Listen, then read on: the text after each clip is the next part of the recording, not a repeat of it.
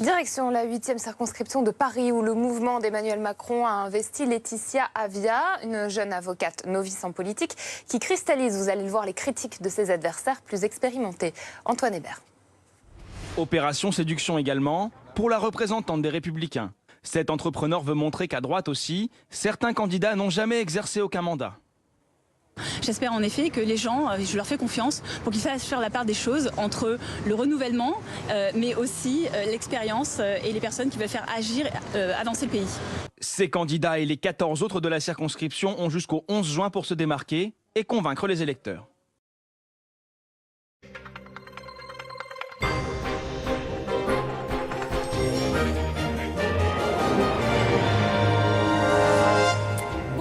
Très heureuse de vous retrouver pour cette édition du 13h. Richard Ferrand exclut de démissionner et il affirme qu'il a sa conscience pour lui.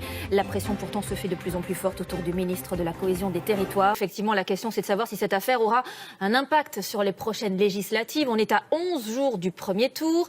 Illustration dans la 8e circonscription à Paris avec Margot Manière et Sylvain Giaume. Je ne veux surtout pas qu'on s'attaque au pouvoir d'achat des Français. Valérie Montandon, candidate des Républicains, met en avant son expérience conseillère de Paris depuis 2011 et attaque Laetitia Avia. C'est une personne qui s'intéresse à la circonscription depuis 3 semaines, qui n'a pas d'ancrage local et qui découvre Paris. Et je pense que les habitants méritent mieux. Les Parisiens méritent d'avoir des personnes qui connaissent leurs problématiques et qui puissent après justement défendre des lois et des amendements qui aillent dans le sens de leurs préoccupations. Je suis de gauche.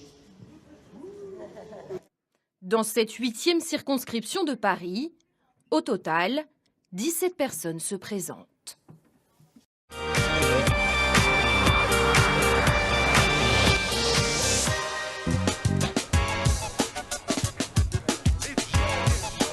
Bonjour à toutes et à tous et bienvenue dans Actuel pour ce numéro spécial consacré aux législatives.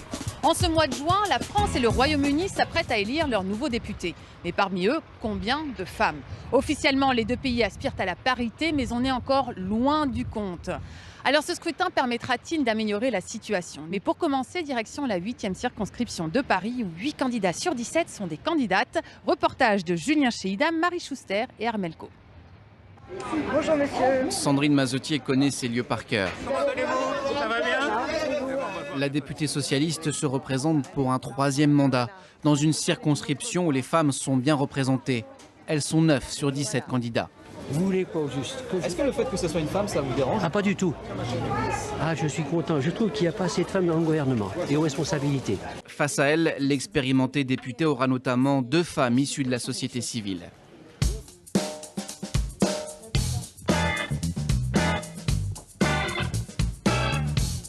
Je suis venue te montrer la collection d'hiver et notamment cette année, j'ai fait pas mal de coordonnées. À 41 ans, Valérie Montandon a plusieurs casquettes. Chef d'entreprise d'une TPE dans le textile et candidate Les Républicains. Engagée dans la politique locale, elle espère pouvoir jouer la carte du renouvellement. Mais elle admet des difficultés d'organisation que rencontreraient davantage les femmes. Moi, je suis mère de famille, j'ai 2 enfants, donc c'est vrai que ça prend du temps. Et parfois, je pense qu'on a un peu moins le temps de passer du temps à faire du réseau, justement. C'est pour ça que les femmes, je pense, doivent être solidaires entre elles et essayer petit à petit, même si on a parfois des activités qui sont plus chronophages que les hommes, d'arriver à être solidaires et à gravir petit à petit des échelons. Après une journée de travail, direction le 12e arrondissement. Lisez quand même mon programme, vous avez à me connaître. L'accueil est poli, mais pour cette électrice, qu'une femme soit candidate n'est pas son premier critère. Je suis pour la parité, oui. Par contre, je suis pour des personnes qu'on ne choisit pas parce que ce sont des femmes, mais vraiment parce qu'elles ont les compétences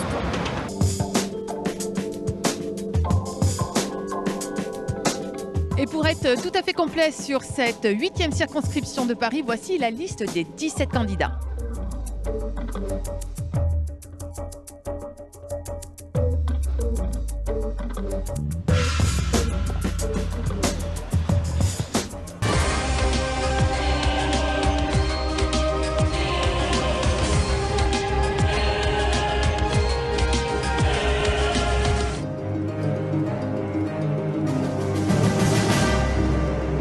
Si vous me faites confiance, les 11 et 18 juin prochains, je serai une députée proche de vos préoccupations. Je suis une élue d'opposition municipale et jusqu'à présent, toutes les mesures que j'ai proposées ont été refusées. Je souhaiterais pouvoir justement bénéficier du levier législatif et du statut de député pour vous défendre au mieux, au niveau de la politique du logement, de la sécurité ou encore de l'attractivité économique. J'ai cette double expérience, aussi bien de société civile que d'élu local, que j'aimerais vraiment mettre au profit des habitants du 12e et du 20e arrondissement. Quelle que soit la configuration de l'Assemblée nationale, je travaillerai toujours dans un esprit constructif. Vous pouvez retrouver l'ensemble de mes priorités sur mon site valériemontandon2017.fr. Vous l'aurez bien compris, c'est la liberté et la proximité qui guident mon engagement politique.